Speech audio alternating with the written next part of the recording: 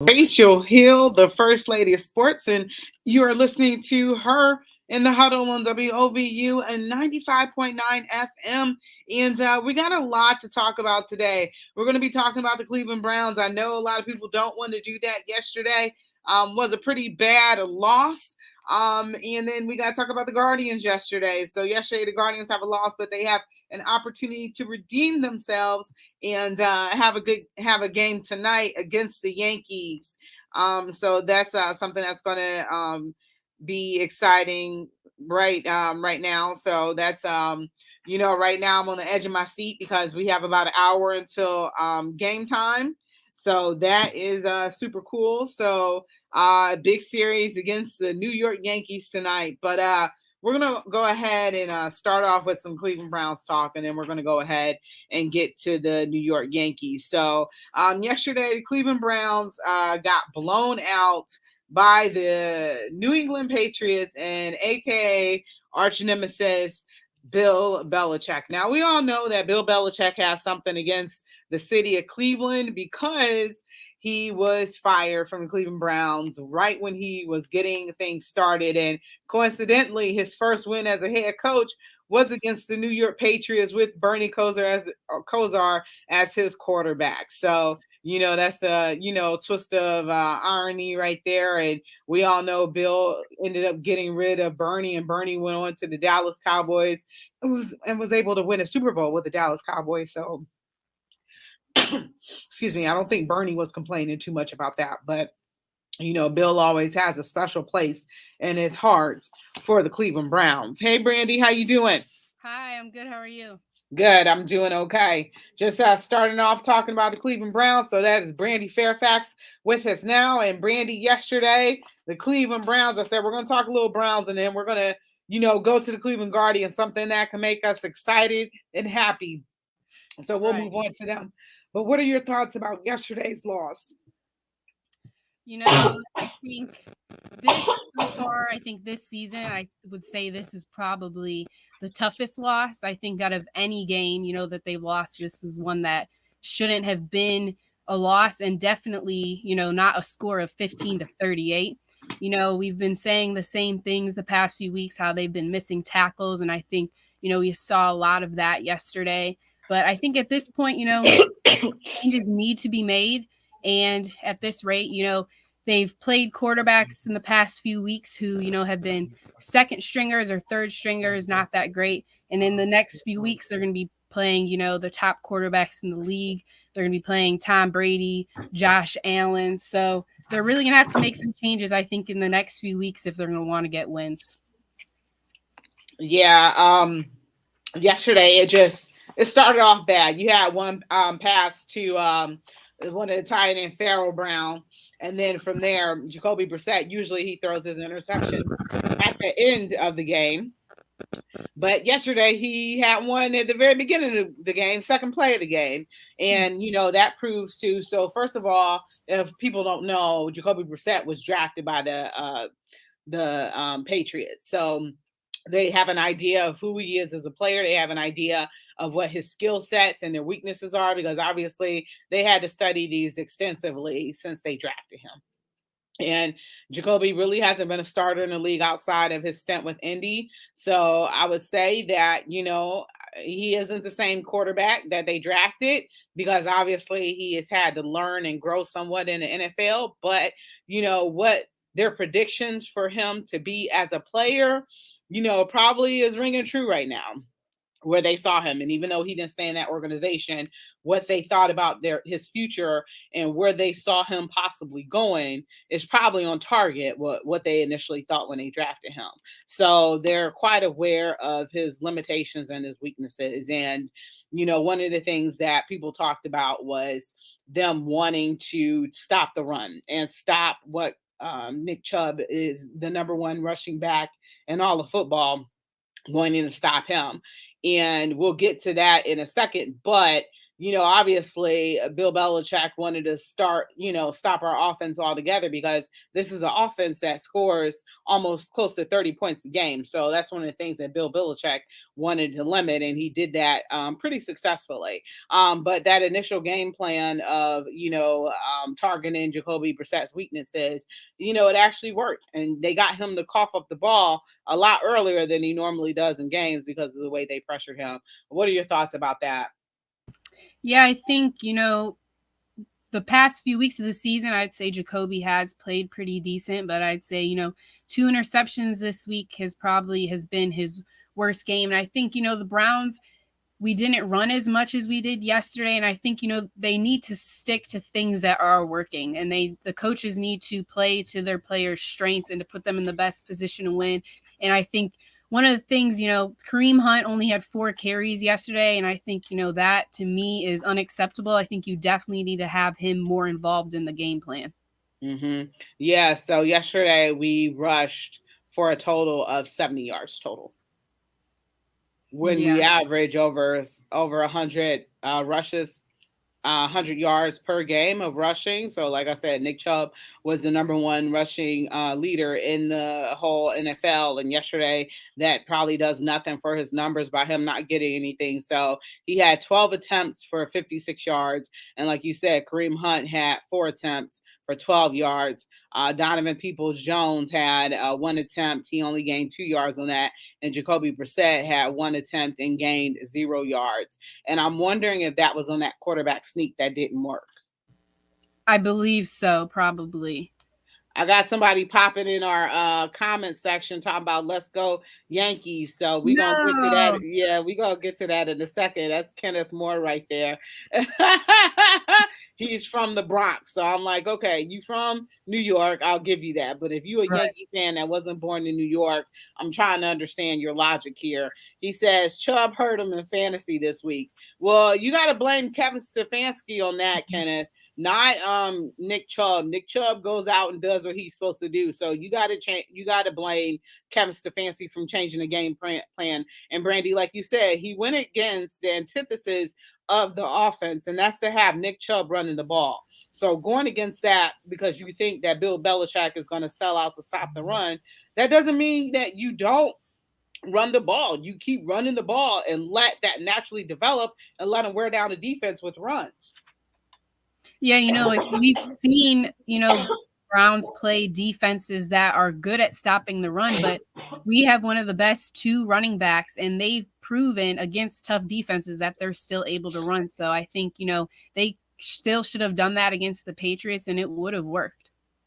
There's no explanation for that because that's the thing that's always worked. We're known as a running team. And why all of a sudden you got to let Bill Belichick stop what you're trying to do?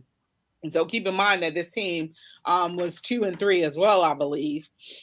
So all of a sudden you just, and I know that how you call plays is how the game dictates, but they weren't necessarily taking the run away from you. You didn't even try to run the ball to give them a chance to take it away from you or play defense or let them stuff the box. You just decided to automatically go against it. And I think that's what the issues that a lot of people are trying to reconcile today. What was up with the game plan, what was up with the plays that you were calling. When I go back and forth with people about play calling and stuff like that, and they're not, it's not the plays that are called, it's the ability to execute the plays and the players not executing them.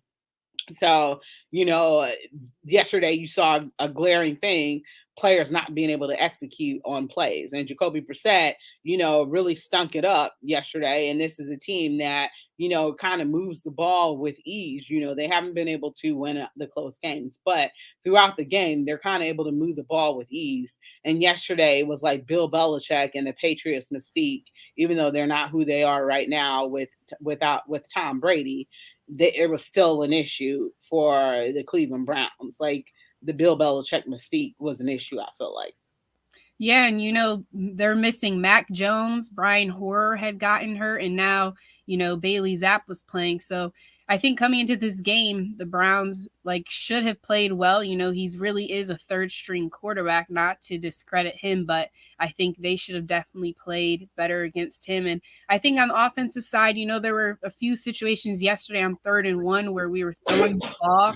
And I know, you know, maybe their defense is expecting us to run, but I have no doubt in Nick Chubb or Kareem Hunt that they would be able to get that 1 yard for a first down. Yeah, and yesterday's passing numbers don't look too bad. So there was 42 targets and 21 receptions, and it looks like they gained 266 yards passing the ball, and the average was 12.7 yards. So they had a little bit something going in the passing game, but they had some issues with drop balls and things like that. And one of the things is Jacoby Brissett regressed this past week. One of the things is he was very late throwing the ball. He was taking an extra step, an extra pump fake, and that came back to hurt him in the end.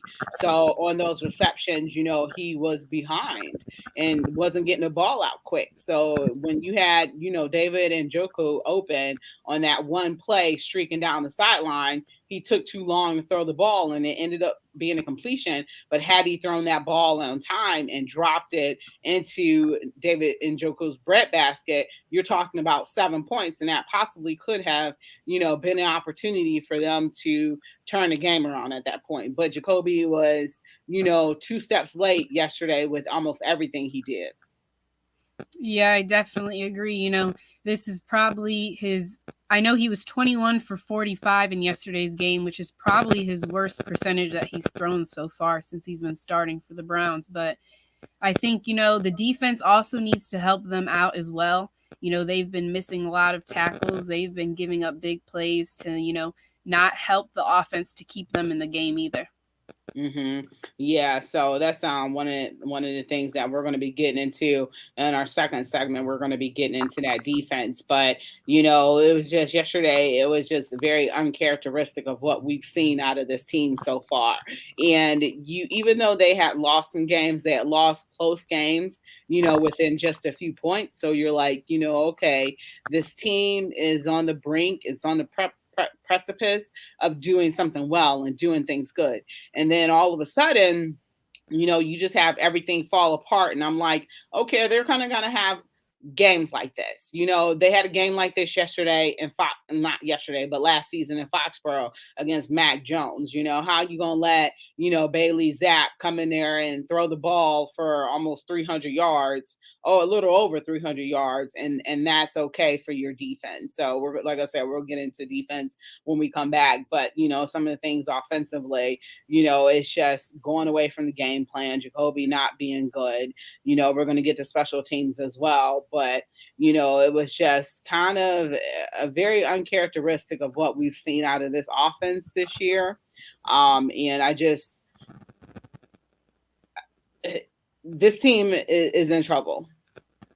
And it's going to go down the drain very quickly. It's already spiraling out of control. And yesterday was that test. It was like, it didn't take Bill Belichick to break us, but it kind of got him to wake us up and kind of see that, okay, this isn't treading in the right direction. Okay, it's understandable you're losing games, at the very last, second and things like that. But yesterday, it wasn't even competitive from start to finish. When the Browns came out there, you could tell that they didn't have it. And it seemed like from the very beginning that Bill Belichick was in everybody's head.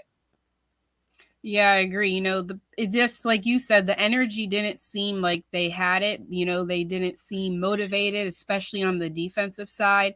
But, the past few weeks, they've had like all these things that they've continued to do. And I think, like you said, this game was like the tip of the iceberg for them. Like, oh, crap, I think we really need to make changes. Or like you said, it's going to be a very bad season by the time Deshaun Watson returns. At the beginning of the season, I thought the Browns could maybe be 500 when Deshaun would come in week 13. But at this rate, I don't know where they're going to be by the time he comes.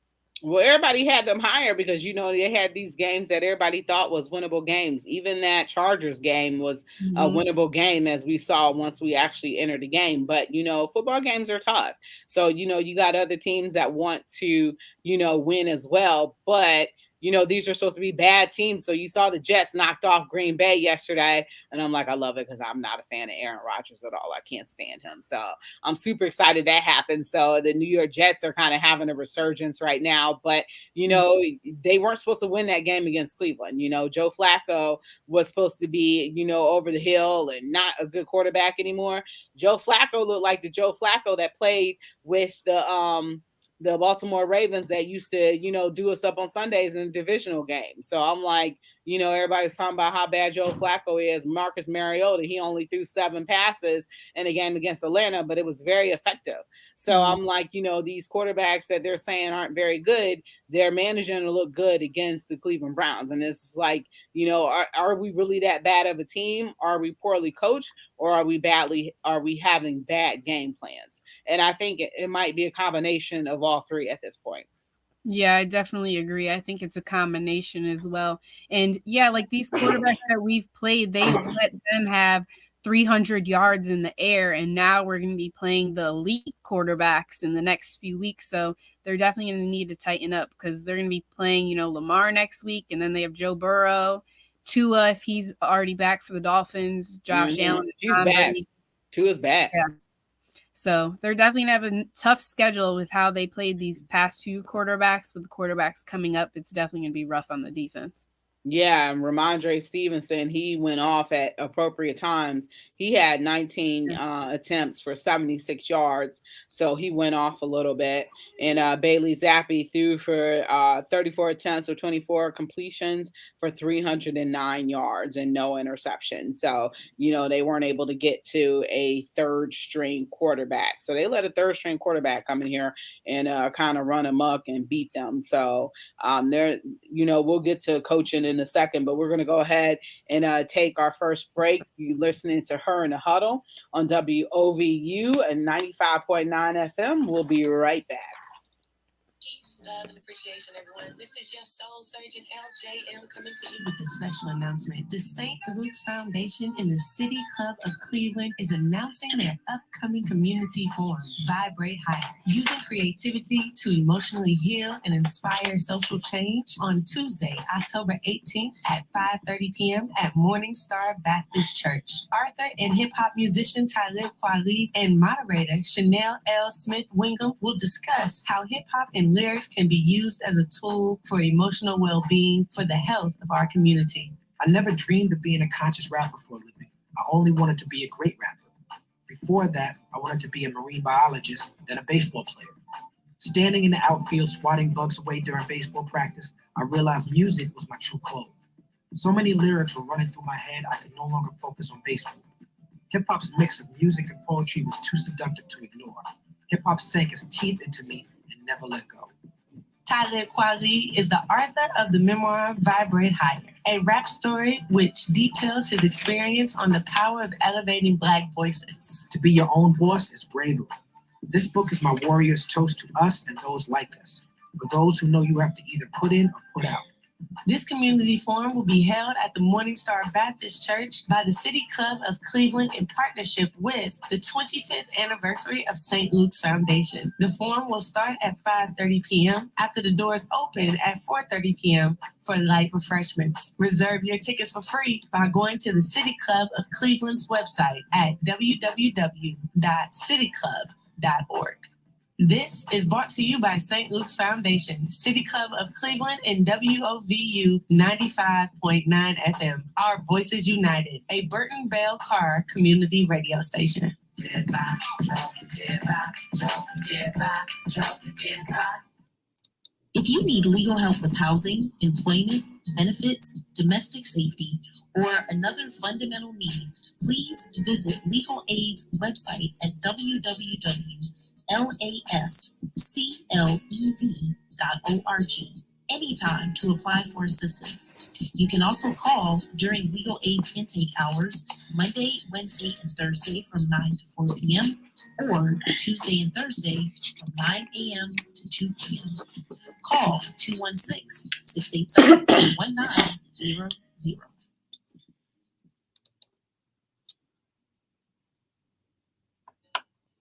Welcome back to Her in the Huddle with Rachel Hill, the First Lady of Sports. All right, welcome back. You're listening to Her in the Huddle on WOVU and 95.9 FM. This is your girl, Rachel Hill, the First Lady of Sports, and I'm here with Brandy Fairfax. And make sure you keep it locked here on your regular radio dial to 95.9 FM. You can also download the WOVU app so you can listen to us on the go. You can listen online at WOVU.org, and you can always contact the station. Questions, comments, concerns at 216-271-0959. Now, Brandy, one of the things I want to ask you before we move on to the defense, I already know Kevin Stefanski is not going to give up his play calling duties. I already know that. People have talked about that. It's not going to happen. I'm against him calling plays. What needs to happen for this offense to be better? I know, this is a different case. This is the first loss that we had, got blown out. But were you okay with the game plan that Kevin Stefanski had going into this game on Sunday? I would say I was not okay with the game plan. Like we mentioned earlier, the Patriots were going to be expecting the run, and we definitely didn't run as much as we have in previous games, and it shows that it does work. So I think he needed to stick to running, and I think, like you said, I don't think he will give up his play calling either, but I think definitely changes are going to have to be made to the game plan. And I think they're just going to have to go back to what works and make sure that Jacoby is put in the best positions. Wyatt Teller got hurt yesterday. I'm not sure on his status yet, but I don't know if you know his status on his injury. But I think, changes are definitely going to have to be made. I don't know if getting rid of Kevin Stefanski is going to have to be the change that's going to be made, or even firing Joe Woods as well. But I think things are going to have to change, or they could stay at 2 wins, 3 wins, but it's not going to be a successful season. You said you ready to fire Joe Woods? At this rate, I think so. It's been 6 weeks of missed tackles, and I think at some point, they can't keep missing them. The coach has to do something about it. And at what point do you see what the guys in the second string or the guys behind some of these players who keep missing tackles, when do you give them a chance to see what they can do as well? Yeah. I don't know if I'm necessarily in the camp of firing Joe Woods just yet. I don't know if I can blame him for the players missing tackles. Greedy Williams yesterday, I think he had 2 attempts in which he just bumped his shoulders into the guy. Like, he didn't necessarily, do the wraparound technique and try to bring him down. He bounced off of him, and then they were able, I think one of them was for a score as well. I think possibly, I can't remember. I think one was for a score and the other one was for some, pretty big yardage. But, they weren't actually attempting to bring them down. And that's, I don't know if you can blame, Joe Woods for that, because you've been playing defense probably your whole, maybe not your whole, football career, because, he, usually they 2-way players, I believe. I don't know. I have to ask DJ Chris Styles in high school, are they still 2-way playing on offense and defense? But Greedy has been playing football probably since he was a kid. So how to tackle. Right. Yeah, I know. We definitely saw, I think Grant Delpit did that a couple times too. They were just bouncing off of guys and not wrapping up. So, like you said, maybe not fire Joe Woods yet, but when do you, see what these guys behind them, if they're going to, give a better shot on the field out there? Yeah, I definitely agree with that. For people to start losing their jobs, not Joe Woods just yet, but for some of these players to start losing their jobs so they can kind of wake up a little bit and play better. Some people getting benched. George says Alex Van Pelt needs to start calling plays, need to enhance tackling on defense and not use Joe Woods as a pawn to make the fire Joe Woods crowd happy. There's a lot of people calling for Joe Woods to have his job, but the players at the end of the day, they have to go out and execute the system. But yesterday, they kind of looked confused and they kind of didn't know what was going on. And I don't know if it was because Bill Belichick was doing some exotic offense, something like that. But I don't think he was doing anything too crazy, because he had a 3rd string quarterback in there who I think was a 4th round pick, possibly, maybe. So I don't think you're going to do anything too crazy as he's still learning and trying to adjust to the NFL game. So, I don't understand, why they continue to have, coverage issues. And, is it Lawrence Phillips is a green dot now, right? Yep, Phillips was a green dot. Okay. Who was the one that got injured? I can't remember. That Anthony used to be the Walker. green. Okay. Yeah. So, since Anthony Walker has been out, I mean, he left the first game, right? He got injured in the first game. I believe, or maybe it was week 2 or 3. I know it was early in the season. I forget which week he got hurt. Okay, and people have said since, Anthony Walker went out, there's kind of been a little bit of some notable, change or whatever, but one person is not your whole defense. People have been saying that JOK has been kind of playing terrible, and we've kind of had bad linebacker play, which, we've struggled to stop the run as well, too. So yesterday, Ramondre Stevenson, he kind of, had a decent game. He only had, like 70 rushing yards. So, and I had him on my fantasy team, and I let the computer pick. So he was my fantasy running back. So I got some points out of him yesterday, but I wasn't, like wanting him to, be able to run roughshod on the Browns, but it kind of just happened like that. So he only had 76 yards on 19 carries, but he had that big touchdown in which, I don't know what happened. And, it was like the ocean just parted for him to run through it. So, the Browns definitely have to address, some of those issues. Like, where are you at on that play like that? Why was he able to be so open? And I think you had a safety sitting deep in like the back of the end zone or something like that on that play. And it's like, why didn't you move up? And you saw the seas were parting. Why didn't you move up to come tackle him and prevent him from being in the end zone?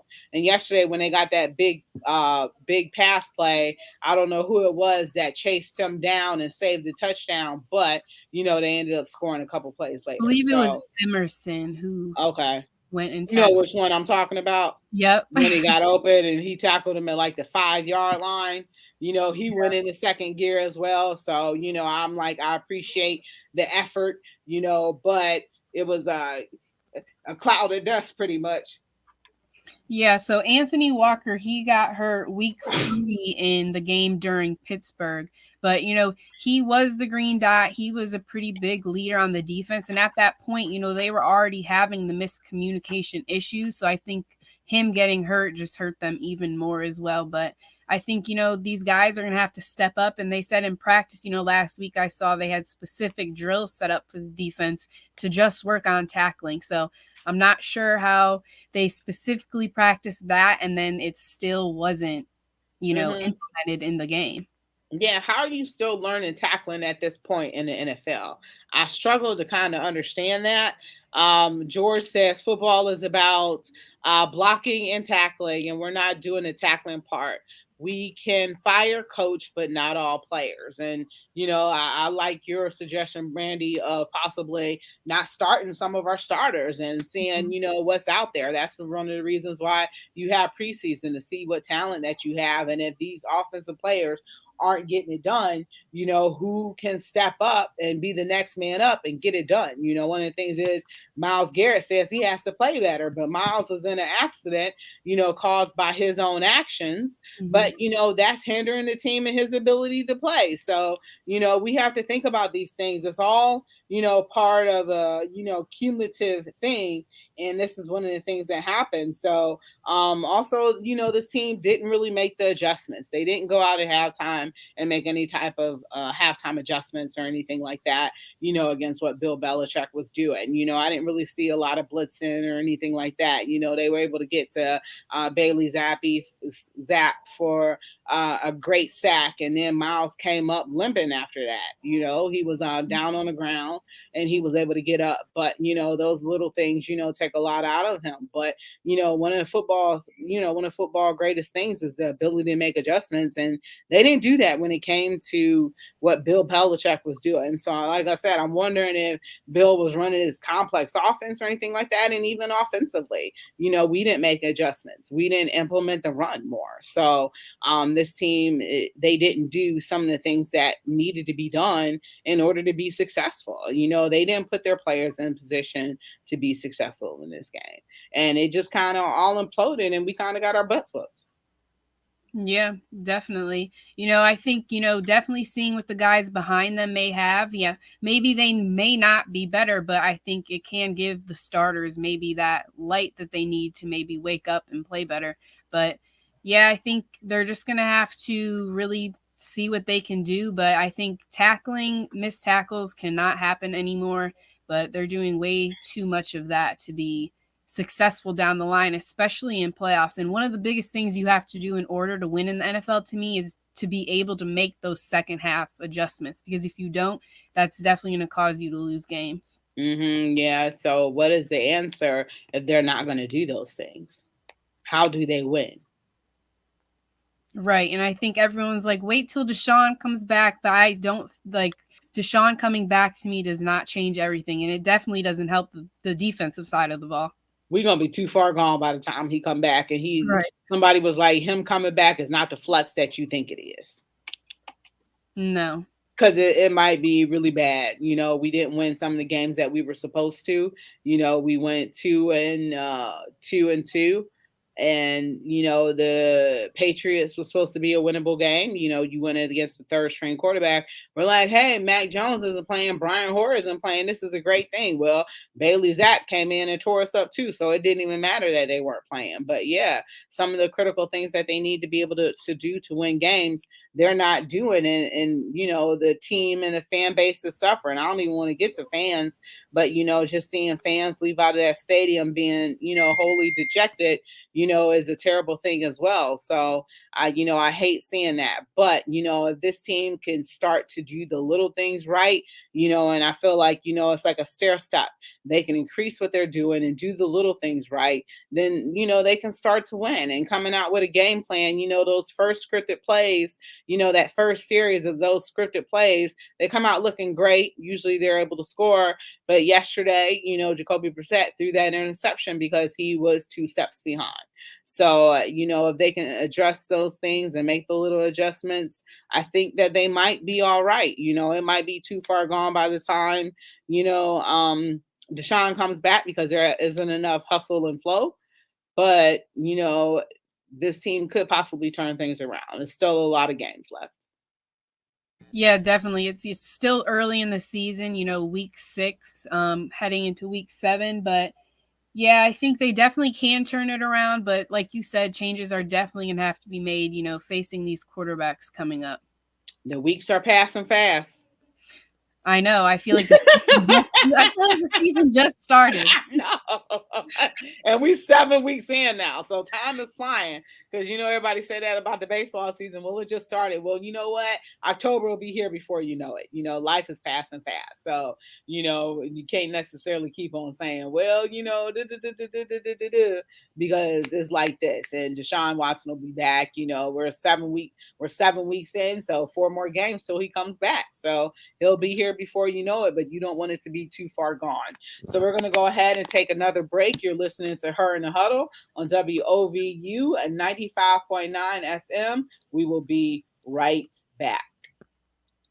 Since 1997, St. Luke's Foundation has awarded millions of dollars each year to positive, impactful organizations that serve you and your community. And now it's time to put the money where your mouth is. So we're introducing Lift Every Voice, a platform created to hear directly from you. We want to know what's important to you and what's important for your community. So St. Luke's Foundation can put all these millions in all the right places. And sharing your voice is easy to do. Go to lev216.org and sign up for the Lift Every Voice email and text updates. It's completely anonymous and totally free. And your voice will impact where, why, and how St. Luke's Foundation spreads that monetary love. Head over to lev216.org and sign up now to help lift every voice in our community. This message is brought to you by St. Luke's Foundation and WOVU 95.9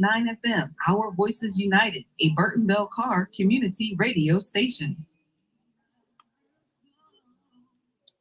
Attention, Burton Bell Carr would like for you to join our team. Here's a list of positions available: Vita Site Coordinator, Community Engagement Coordinator, Resident Service Coordinator, Business Development Coordinator, and Executive Program Assistants. Please call 216-341-1455. That's 216-341-1455. More information. This message is brought to you by WOVU 95.9 FM, Our Voices United, a Burton Bell Carr community radio station.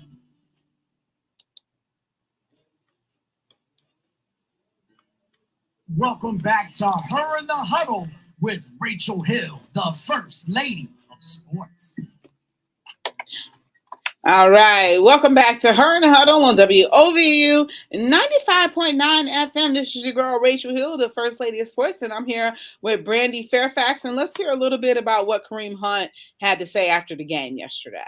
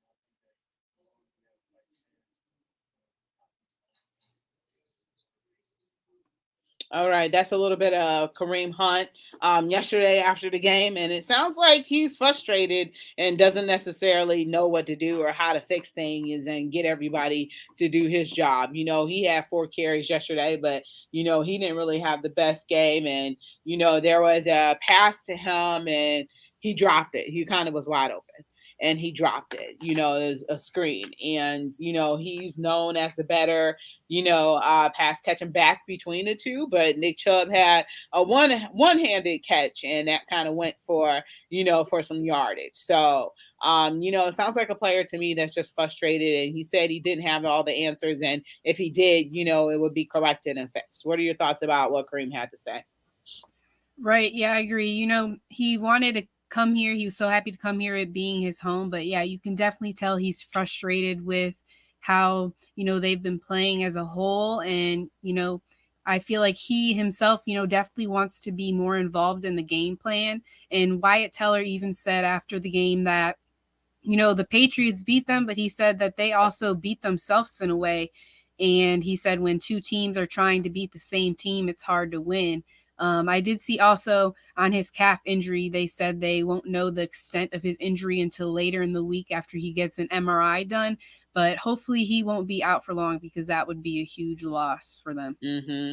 Yeah, I always hate to hear the words MRI. I'd rather hear X-ray instead because, with X-rays, it doesn't signify as, so bad of a problem. But with MRIs, usually something major is going on. So that always scares me a little bit. So, well wishes and thoughts for him. And hopefully, he's not hurt because it would be a huge blow to, our offensive line. And what somebody was saying to me, it doesn't seem as if Jacoby, trusts the offensive line just yet. And, I'm like, it's one of the best offensive lines in all of football, and he has plenty of time to throw. He's just not seeing things, and he's not seeing things develop. So I think kind of a problem that he has to get out of it. And it's like, why don't you trust your offensive line right now? But one of the things, people are talking about is possibly Joshua Dobbs starting and benching Jacoby. What are your thoughts about that? Yeah, I know a lot of people have talked about that. I think yesterday, towards the end of the game, I feel like they could have, thrown him in there just to see what he could have done since, the Patriots already had a big lead. But I think at this point, I don't see them, naming him as the starter at this point.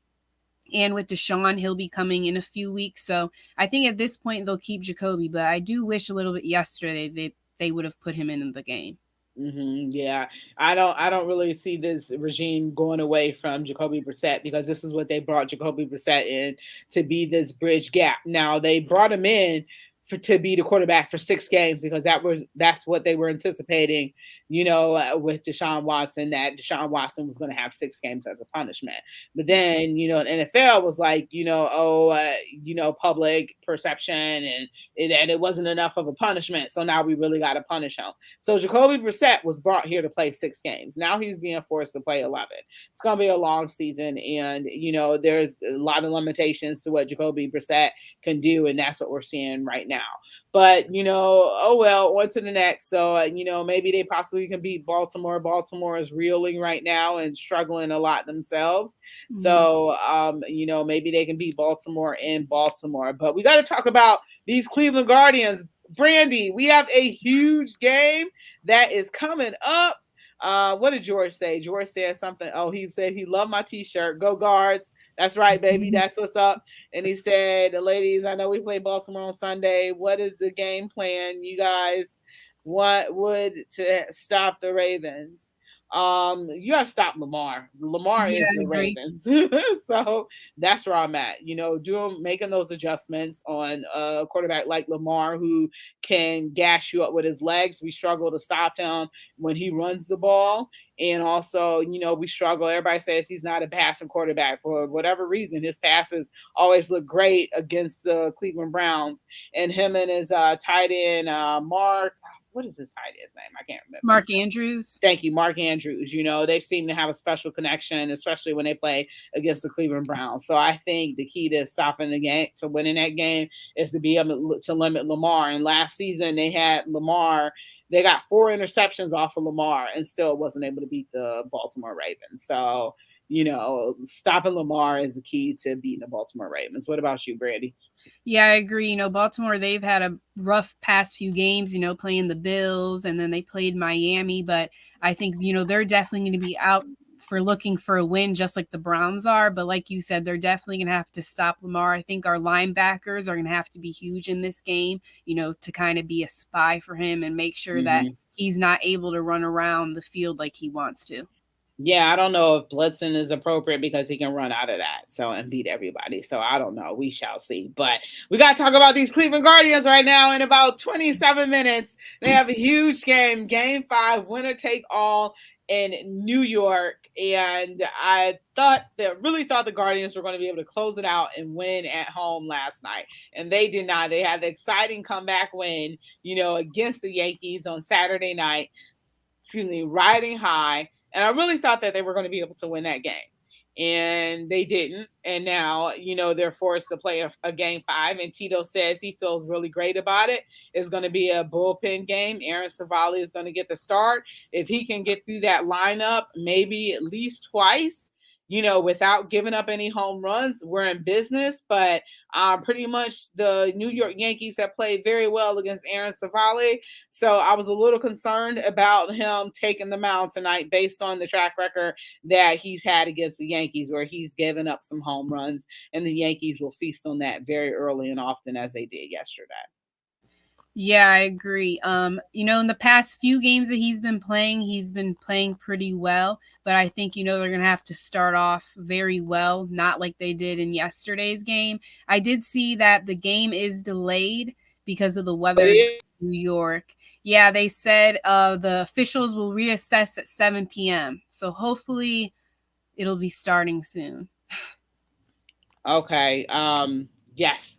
Wow. Okay, so that gives me time to get home and watch it because I was like, Right, they're gonna there be you go. starting. They're gonna be starting while I'm driving. So, I always listen to it on the radio or whatever. But I'm like, Uh-huh. man, I don't want to be listening to it on my car while I'm driving here. So, okay, that's good. So, what are your thoughts about our batting order and the ability that we have to get some pitches off? Because at the bottom of the batting order, especially Austin Hedges, he gives us nothing. So I have a feeling that, there's going to be a pitch hitter coming in for him sometime soon because he gives us nothing offensively and we need everything against the New York Yankees. And Garrett Cole kind of yesterday, ate us up a little bit. So he had a great game against us. And I guess New York has some bulletin board material because I don't know if you heard about what Josh Naylor said as he went around the bases, but I guess he called Garrett Cole his baby or Mhm. whatever. So Yeah. so Nice. I don't know. When he was doing that, I was like, it's too early in the game. It's too I know. early.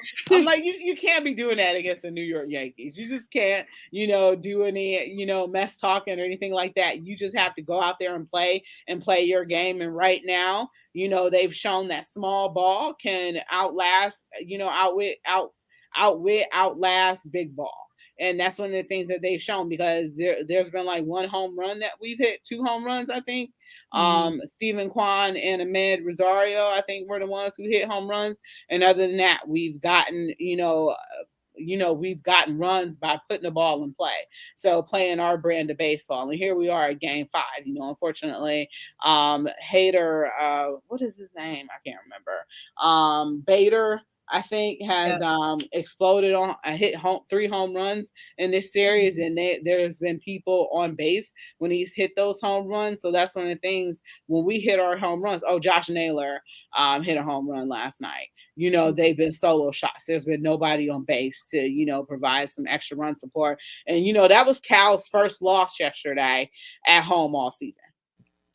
I know, which is crazy. But Yeah. yeah, I think, he definitely didn't have the start that we wanted. He came Mm-mm. out rocky, but I think tonight, they're definitely gonna have to start off well in order to win. But I think, the bottom of the batting lineup, I like how they've been putting Will Brennan out there. He's been hitting Mm-hmm. pretty well. So I hope they continue to do that. But other than that, like you said, the only home runs we've had with, people on base was Oscars to win the game. I saw that we've won, 4 games so far, and 3 of those he's had the winning hits, Oscars, and he just, came in the league in what was it like May? Only Mm-hmm. like 6 months. So he's been playing well. He's been giving great energy. Everyone loves the SpongeBob theme song. You see everyone wearing SpongeBob costumes now in Mm-hmm. the game. So that's been exciting to see. But I think, there's been a few times where we've seen them have, bases loaded and they haven't got runs in. They definitely can't do Mm-hmm. that tonight. And if they win going forward, that will definitely cost them games and even the whole series. Yeah, because Houston is not any joke, and they probably be expected to have even worse odds against them because of their pitching staff and Houston's ability to hit the ball. And I don't like Houston at all, but shout out to Dusty Baker, the job he's been able to do to turn that franchise around and hopefully win without cheating. But everybody does something to kind of get some gauge, kind of get an advantage over their opponents. So who knows? George says, I see tonight's game as everyone is available to pitch. So don't be surprised if Bieber even throws an inning. So I know that one of the things that they talked about is they don't want to sacrifice his career, for winning a game. So there's a lot, that, he has ahead of him. And, he's coming off of shoulder surgery last year. So they don't want to do anything to jeopardize his ability to be able to throw the ball in the future. So I'm not sure, George, if if Bieber is going to be out tonight, but it's a bullpen game. So you noticed yesterday he didn't use his main bullpen guys to come in there and pitch the rest of that game. So, tonight, you'll see Sam Hedges and Trevor Stepien, and probably not De Jesus, De Los Santos. You will probably see them guys in there tonight. But we're going to go ahead and take another break really quickly. You're listening to Her in the Huddle on WOVU 95.9 FM, and we'll be right back.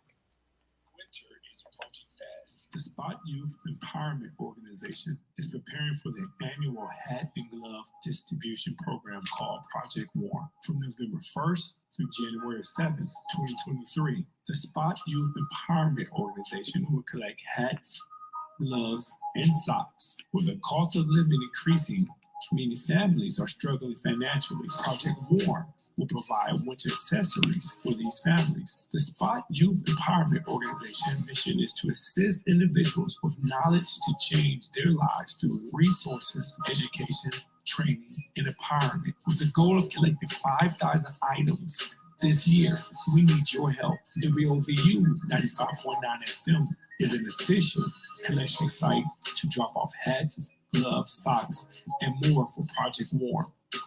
Come down to 7201 Kinsman Road, Suite 104, between the hours of 10 a.m. and 6 p.m. For more information, please call 216-323-6049. That's 216-323-6049. This message is brought to you by the Spot Youth Empowerment Organization and WOVU 95.9 FM, a Burtonville Car Community Radio. If you need legal help with housing, employment, benefits, domestic safety, or another fundamental need, please visit Legal Aid's website at www.lasclev.org anytime to apply for assistance. You can also call during Legal Aid's intake hours, Monday, Wednesday, and Thursday from 9 to 4 p.m., or Tuesday and Thursday from 9 a.m. to 2 p.m. Call 216-687-1900.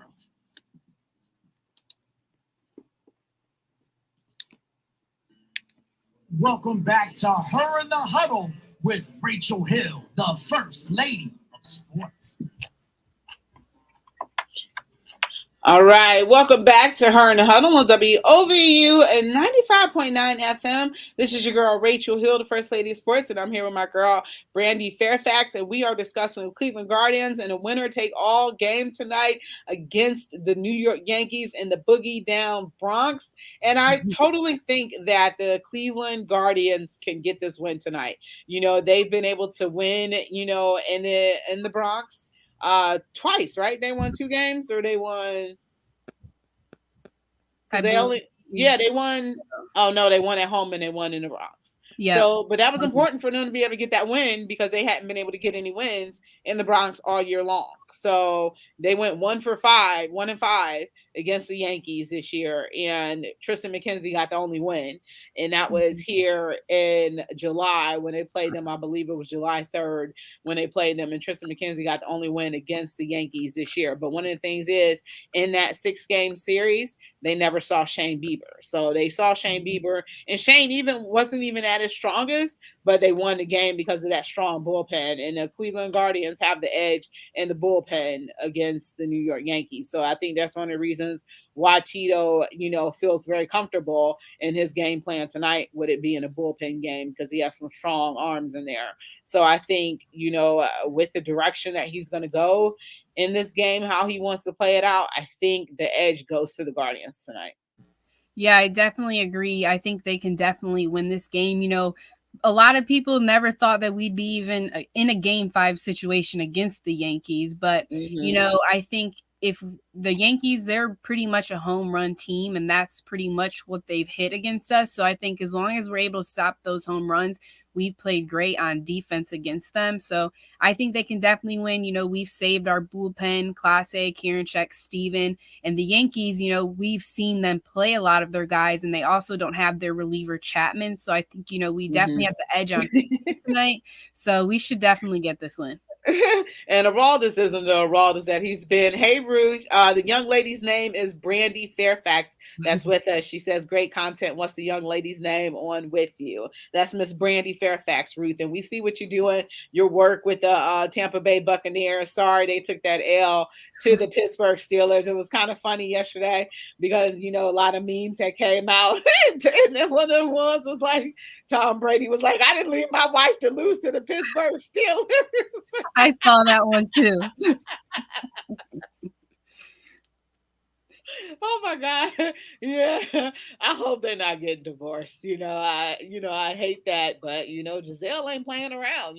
She's like, I Mhm. thought you was retired and you should be retiring. So she's not playing around. But I'm super excited for this Guardians game. I totally think that they can pull it off. They're gonna need they're one of the things is they're gonna need Jose to be able to produce. Jose really hasn't done anything, in this series. And I think Yankee pitching has been able to neutralize. They've got him to pop out a lot. So I think, he's one of the keys to being able to have a successful game. I think, Stephen Kwan is also one of the keys as well by his ability to, be a leadoff hitter. It's just sad because he's such a good hitter that since he's leadoff, sometimes, he's not able to drive people in. So, that's one of the things as well. But, you'll be able to get him on base and hopefully, Jose will be able to bring him home or, a Matt Rosario and things like that. So that's, some pieces of hitting that we definitely need to work. Andres Jimenez has been kind of a little quiet. So I think that, he might be able to break out and have a big hit, tonight. And also Oscar Gonzalez and everything Oscar has been able to do. So super excited about that. Ricky Smith says, go Guardians. He also says, way to go Steelers. TB12 should not have gone to Robert Kraft's wedding on Friday. He missed the team's walkthrough on Saturday. He looked like he could have used it. Oh, okay. I didn't know that. So, Yeah, I wow. Okay. saw that he didn't travel with the team there either. So he met them in Pittsburgh. And, people have already said, he missed training camp and then they gave him his veteran day off on Wednesdays. And then now you're meeting the team for the away game. So I don't know what's going on over there. Kind of like a little bit like Urban Meyer, pit stopping in Columbus, hanging out and stuff like that when he was with Jacksonville, but not when they went to Cincinnati, not traveling back, but going to Columbus. And, that's kind of one of the things that cost him his job. So, Tom, you need to be with your team. And Robert Kraft has no business getting married during the season. Right. I know. That's just like, the hitting coach, Chris Valaker or whatever for the Guardians planning his wedding. So it's like, you didn't have any faith and hope that your team was going to advance to the playoffs at all. And you decided to get married in October. Like, what type of coach are you? You don't have a belief in your team. Yeah, I know. And the past few weeks, we've seen Tom Brady yelling at his offensive line. He did it again yesterday. So, people are just saying with him missing all this, and then you're yelling at your line in front of everybody on TV. Yeah, because I think the Patriots are 3-3. Not the Patriots, but I think that the Tampa Bay Buccaneers are 3-3. Yep. And I'm excited because the Green Bay Packers are 3-3 as well. So, they just lost yesterday to the New York Jets. Joe Flacco out there. I see you, Joe. But yeah, I'm super excited about that because, like I said, I can't stand the Green Bay Packers. Right now, Philadelphia is 6-0, and Jalen Hurts is my fantasy QB. So, I like that. But back to Guardians we go. So I'm excited for the game tonight. I totally think we can do it. And this bullpen is going to have to come up sharp for us to be able to get it done. But I believe that it can happen. I believe that we will win. Definitely. Me too. I believe they're going to the next round. Like you said, our pitching, I'm not worried about. I think they're going to play great tonight. But like you said, I think Jose, we definitely need to see him with a spark. He had that one hit on Friday towards the end of the game that just was able to drop between the two players on the defense. But I think we definitely need a spark from him, as well as, Stephen Kwan. He's been, batting pretty well so far in this series. But Ahmed Rosario, at one point in the beginning of the season, he had the most hits on the team. So I'm also going to be looking out for him to step up today. His ability to get doubles. We need Miles Straw to be able to connect and do something. Miles Straw doesn't hit for power. So, we definitely need him to be able to play some hits in some strategic places. But they can show the world that small ball can beat big ball any day of the week, because the Yankees don't score really unless it's on home runs. And yesterday, they had an RBI in the game that wasn't a home run, so I was really surprised. I was like, okay, this is outside of what the Yankees normally do, but they were able to be effective and get it done. And Cleveland really didn't have a rally or anything like that. So I'm just like, come on, you guys, show that you can come from behind one more time and win it. But they just weren't able to do it. But tonight, I think that it can be done. Starting with Aaron Savali, if he can get through, the first, second, and possibly the third inning. But I was hearing that they might pitch him for like an inning and a half.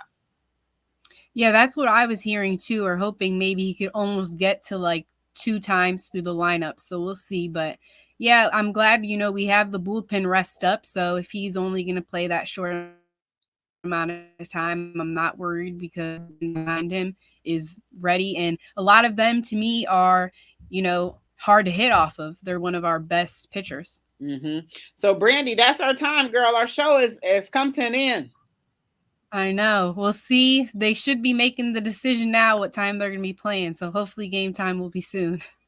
All right, guys, you've been listening to Her in the Huddle on WOVU 95.9 FM. And for Brandy, for Rachel, we are out of here. Go Guardians.